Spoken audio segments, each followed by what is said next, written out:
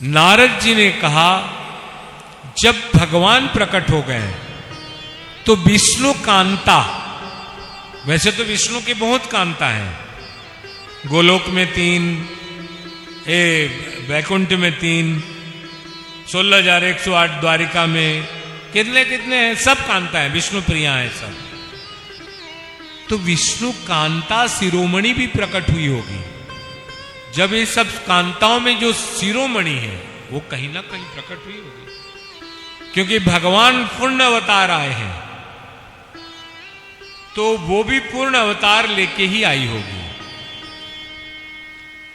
अंततः इन्होंने ब्रज में खोजने लगे, घर घर जाके, कहां मिलेगी, कहां मिलेगी, कैसी होगी। ब्रजवासियों के घर में खोजती रही, जिसके घर जाए सब जानते हैं, सब भगवान के परिकर हैं। अब यहां कोई नारद को देखेगा तो प्रणाम नहीं करेगा, कौन ऐसा मूर्ख है जो प्रणाम नहीं करेगा। तो सबने भगवान नारायण के भेद से, क्यों नारायण का चतुर्थ अवतार है नारद, चौथा अवतार, 24 अवतार में चतुर्थ अवतार नारद जी हैं। तो नारायण की भेद से इनकी पूजा किए, सब पूजा करते थे, भोग लगाते थे, लेकिन कहीं नहीं मिला कुछ। लेकिन सब इसलिए पूजा करते थे कि भगवान कृष्ण की ये अनन्य भक्त है, हमारे लाला का। श्री कृष्ण के प्रति प्रेम देकर नारद विभोर हो गए और मन ही मन पूरा व्रजवासियों को प्रणाम किया। उसके बाद थोड़ा थोड़ा मैं बताऊंगा बीच बीच में। उसके बाद नंद बाबा से घर से, ब्रज से भानु के घर गए। भानु माने वृषभानु के घर। पहले वृषभानु का नाम था मित्र भानु। क्या नाम था? मित्र भानु। अभी भी बोलते ही मित्र भानु। उनके घर पहुंचे, पांव धोया गया, अर्घ्य दिया गया, पांव दिया गया, मिठाई दिया गया, खाना पीना दिया गया, आरती, धूप, माला। बोला और यार ज्यादा खा पी के कोई फायदा नहीं, डायरेक्ट टॉपिक में आ जाऊं। वृषभानु, तुम्हारे घर में कोई सुलक्षणा पुत्र या पुत्री प्रकट हुई है? पुत्री बोलने से तो मार खा जाएगा। प्रकट हुआ है जो समस्त लोकों में कीर्ति को व्याप्त कर सके। वृषभानु कहा, हाँ है ना, समस्त कीर्ति को व्याप्त करने वाला मेरा पुत्र है। इतना बड़ा पुत्र को ले आए, दिखाए। नारद जी ने उसे देखा, बोले प्रणाम करो बाबा। उन्होंने प्रणाम किया। पुत्र तेजस्वी था, उसका नाम था श्रीदामा। क्या नाम? कि श्रीदाम, श्रीदामा। राधा जी का बड़ा भाई श्रीदामा श्री कृष्ण का अनन्य मित्र है। श्रीदामा पहले तो पुत्र से प्रणाम किया और फिर घर के अंदर ले गए और ऐसा एक तो पालना दिखाया। ये पालना तो छोड़ दो, हम लोग का आपने जितना शक्तियां की है, स्वर्ण की पालना थी। स्वर्ण पालना में कलर पता नहीं चल रहा है, मानो स्वर्ण की पालना में ऐसा रंग का एक लाइट जल रहा है, कुरुविंद कलर का लाल लाइट जल रहा है, प्रकाश। नारद जी गए, वहां मूर्ति को देखे, मुख बत आस्वादन, जैसे अंधा बोल नहीं सकता क्या देखा और मुख बोल नहीं सकता कि क्या बोलना है, वैसे नारद जी चुप हो गए। मैं आगे बोलूंगा, अभी थोड़ा इनके दिमाग से थोड़ा किसी किसी का भी पागलपन घुसा हुआ है तो उसको हटा दूं। सब कहते हैं राधा और कृष्ण क्या है। आजकल इनका फोटो भी जो निकलता है ना, ये फोटो अभी का नहीं है। फॉर योर बेटर नॉलेज, आज से 200 साल पहले एक अंग्रेज ने आके हमारे यहां फोटो स्टार्ट करवाया था। उस समय तक हमारे यहां फोटोग्राफी नहीं होती थी। महाराष्ट्र में एक तबायब को चुना गया, उसको खड़ा करके फोटो बनाया गया। फिर उसका फोटो इतना अच्छा हुआ कि फिर वो फोटो को धीरे धीरे धीरे देवी देवताओं में डाल दिया गया। प्रिंटिंग प्रेस नहीं था, अब ऐसे बनाया नहीं जा सकता। ये साइंटिफिकली है, आप खोल सकते हो, देख सकते हो। तो ये जो हम लोग का दिमाग में राधा कृष्ण प्रति जो फितूर है, फितूर माने समझते हो, गलत फहमी। अभी मैं राधा कृष्ण के बारे में बोलूं तो राम स्वरूप अपना रागेश्वरी के बारे में सोचना चालू कर। कहां है भाभी, नहीं आई? कुछ कुछ मैं बोलूं तो दूसरा आदमी अपने पत्नी के बारे में सोचना चालू कर दे, संजय सपना के बारे में सोचना चालू कर।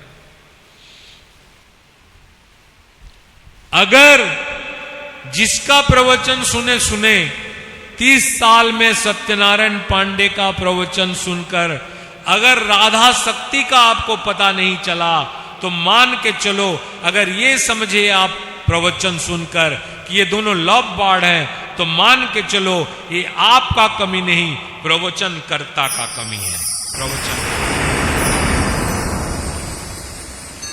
प्रवचनकर्ता आपको समझा नहीं पाया। हारमोनियम लेके गाना गाएंगे,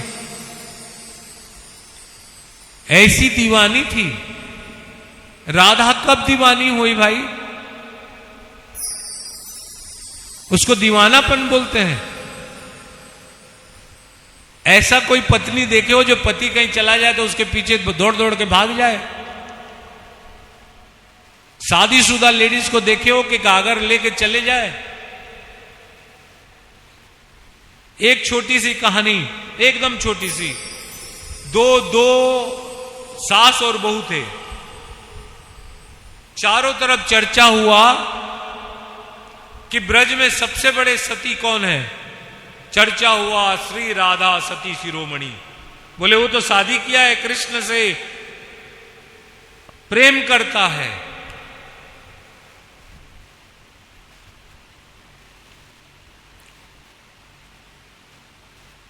दो बुढ़ई एक जवान, वो लोग अपने आप को महान सती समझते थे। एक पार्वती समझती अपने आप को और एक लक्ष्मी। बोले परीक्षा हो, जो यमुना के बीच में जाएगा, गागर में पानी लेके आएगा, एक बूंद भी पानी नहीं गिरेगा, वो महासती है। चलो परीक्षा हो जाए। बोले परीक्षा ऐसा नहीं होगा, एक वो बांधा जाएगा केश, इधर से उधर केस में चल के जाना है और पानी लेके आना है। पहली बुढ़िया गई, मैं जाऊंगी।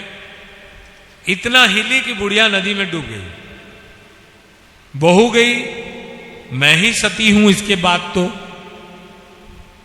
पैर रखते ही बाल टूट गया। अब राधा इधर से उधर गई और उधर से उधर आई, फिर गई और फिर आई, फिर गई और फिर आई। न जाने कितने बार गई और कितने बार ले। ऐसा कोई कर सकता है श्री कृष्ण के प्रेम में? ये दीवानापन है। दीवानापन ऐसे होता है, समझा नहीं पाते हैं। ये भागवत कर्ता वाले समझा नहीं पाते हैं श्री कृष्ण और राधा का प्रेम को। ये लोग गोपी गीत गा के समझा देते हैं कि ऐसा हुआ, ऐसी हुई, वैसी हुई। मैं एक छोटा सा कहानी बताऊंगा, देखिएगा वो महाशक्ति क्या थी वो महाशक्ति। छोटा मोटा को कौन कहता है? महेश गणेश दिनेश सुरेश जाके पार को पार ना पाए। श्री कृष्ण के तत्व को बड़े बड़े तत्व ज्ञानी, श्री कृष्ण के तत्व को बड़े बड़े तत्व ज्ञानी नहीं जान सकते। उसका परम राधा तत्व जो है वो परम दुरूह है। संस्कृत शब्द दुरूह, दुरू मने कष्ट और सीमा नहीं सिटिया। दुरूह, सूर्य को पूरा दुनिया मिल के सूर्ययान भेजना पूरा उसके पास, ये दुरू है। 15 लाख किलोमीटर पास तक भेज सकते हो यहां से। उसके बाद जल जाएगा। दुरु है वेजना, वो आग की पिंडा पिंडुला है। ऐसे श्री राधा तत्व को जानना परम दुरु है।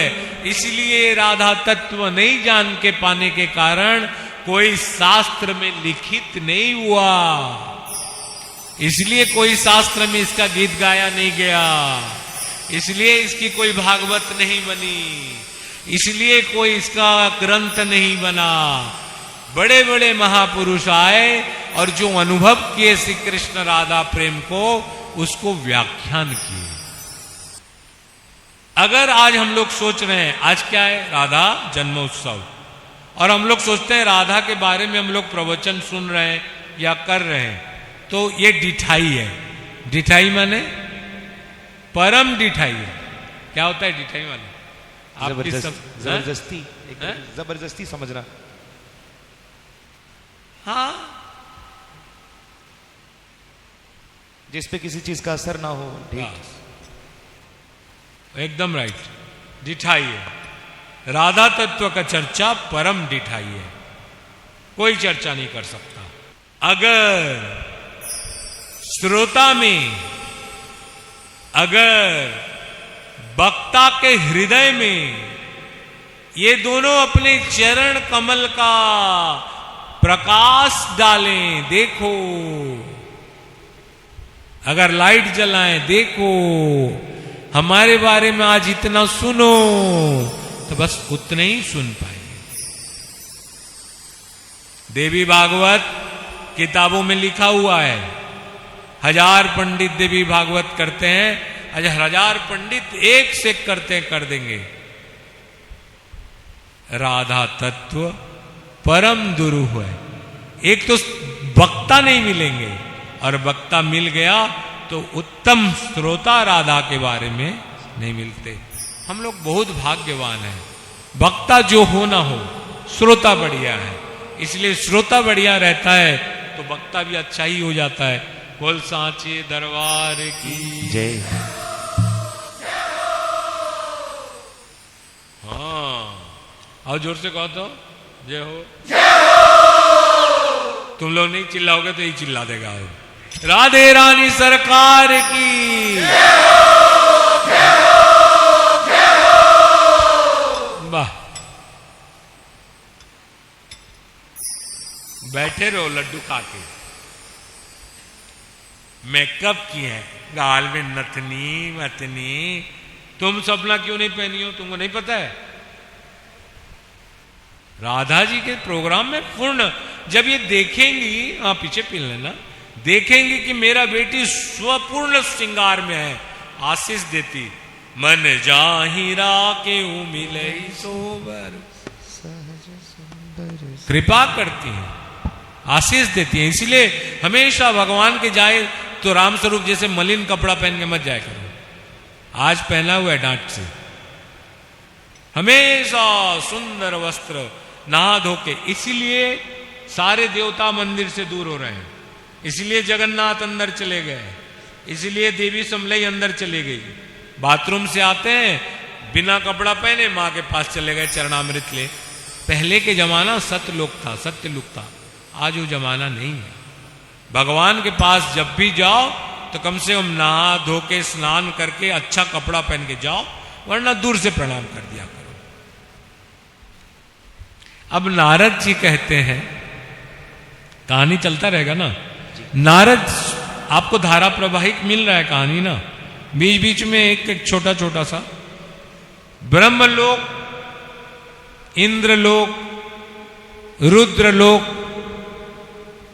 इतने लोक तक मेरी गति है। मैं अभी लोकों के बारे में नहीं बताता, ये मैं देवी भागवत में बताऊंगा 19 नवंबर के बाद कि ब्रह्मलोक कहाँ है, लोक क्या है, रुद्रलोक क्या है, वैकुंठ कहाँ है, गोलोक कहाँ है, और उसके ऊपर देवी देवी लोक है। वो सब उस समय नारद कहता है ब्रह्मलोक से लेकर रुद्रलोक तक मेरा गति है।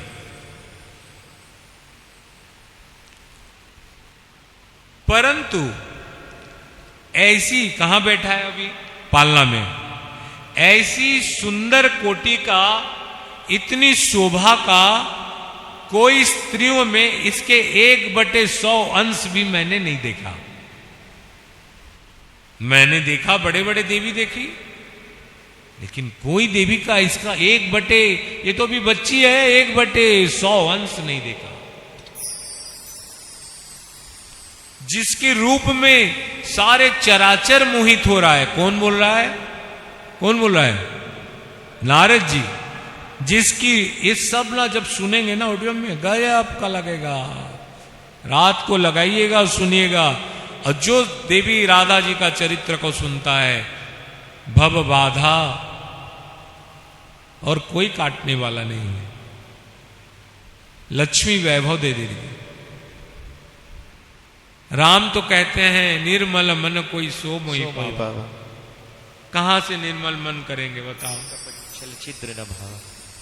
अरे निर्मल ही तो नहीं हो गए, छल छिद्र तो पकड़ के रखे हैं।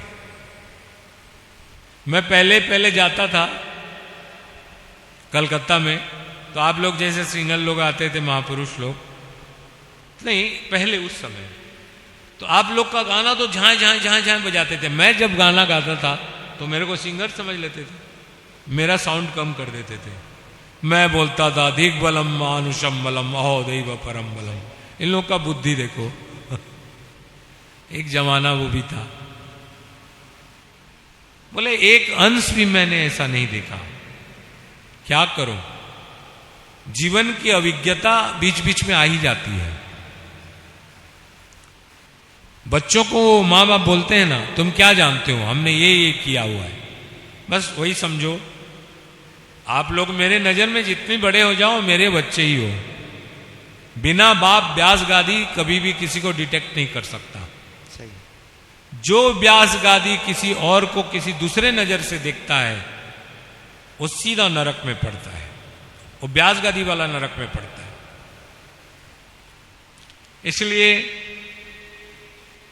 जिसका रूप में सारे संसार जगत चराचर मोहित हो रहा है, उसका शोभा का पार नहीं पा सकता कोई। बड़े बड़े देवियां जिनकी छाया का स्पर्श नहीं कर सकती,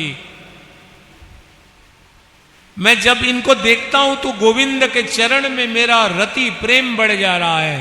कृष्ण के चरण में इनको देखते ही श्री कृष्ण के चरण में मेरा प्रेम कमल में, श्री कृष्ण के प्रेम चरण कमल में मेरा प्रेम की वृद्धि हो जा रहा है। आज से पहले तो ऐसा कभी नहीं हुआ।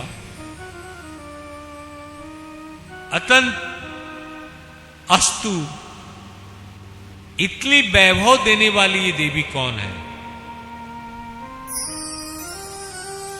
जब कोई गुप्त चीज मिलता है तो ध्यान रखना, उसको पब्लिक में प्रकट नहीं करना चाहिए। उसको फिर नारद ने कहा मैं इनको एकांत में वर्णन करूं, एकांत में मैं इनको वर्णन करूं। और नारद जी ने बहुत गजब स्तुति किया। हल्का स्तुति करते हैं, संस्कृत का स्तुति है।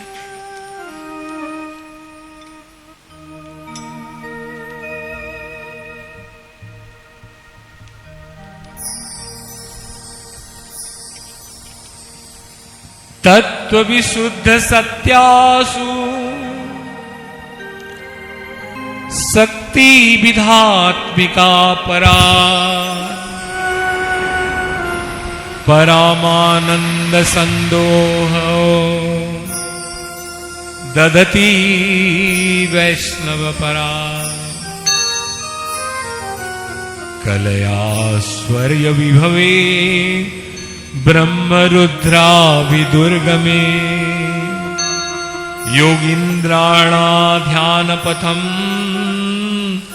न त्वं स्पर्शसी कैर्चित्। इच्छा शक्ति, ज्ञान शक्ति, क्रिया शक्ति स्तवेषु तु तवांस मात्र मित्येवं मनीषा में प्रवर्तते। महालक्ष्मी, महासरस्वती, महाकालिका, जिसका शक्ति का एक अंश हो, मैं उस शक्ति का आज अकेले में वर्णन कर रहा हूं। वर्णन कर रहा हूं। आनंद रूपिणी शक्ति स्तमीश्वरी न संशय, त्वया च क्रीडते कृष्णो नृणं वृंदावने वने। हे देवी, आप कृष्ण प्रिया बनकर आनंद रूप में वृंदावन में विहार करिए, मैं कोई डिस्टरबेंस नहीं करने वाला हूं। एकांत में वंदन हुआ। जैसे मैंने कहा, राधा कृष्ण का तत्व परम दुरू है। एक बार कृष्ण तत्व तो लिखा गया है, राधा तत्व ना भूते ना भविष्यते। तभी तो अष्टादश पुराण को लिखकर व्यास देव जी ने अपने पुत्र सुखदेव को कहा कि पुत्र, मैंने 18 पुराण लिखा, उपपुराण लिखा रहा 18, मेरे मन में शांति नहीं देती। सुखदेव जी ने कहा, पिताजी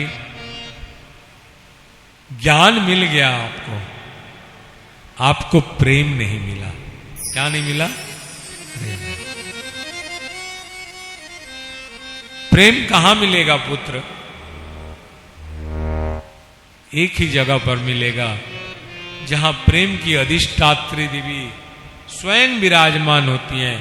उस जगह का नाम है जय जय श्री वृंदावन।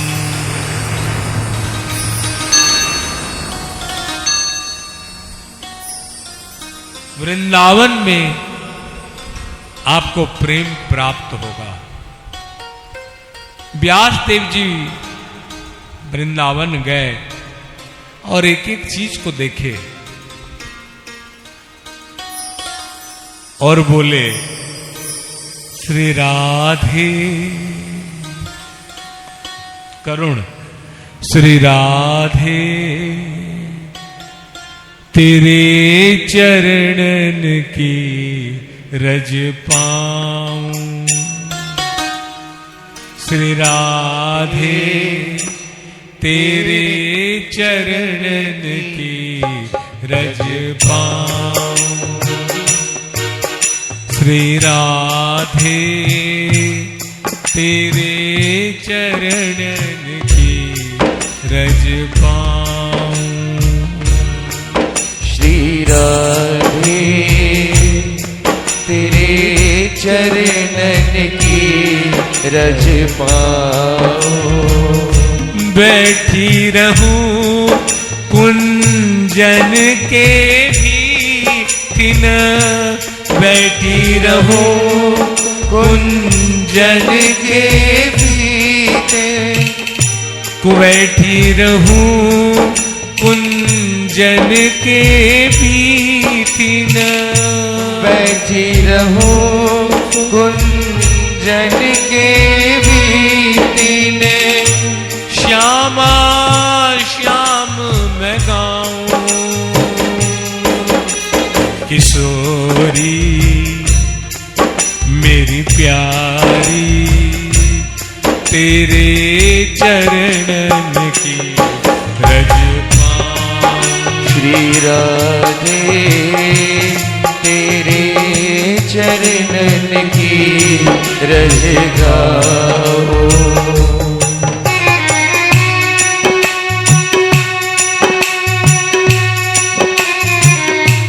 श्री राधे श्री राधे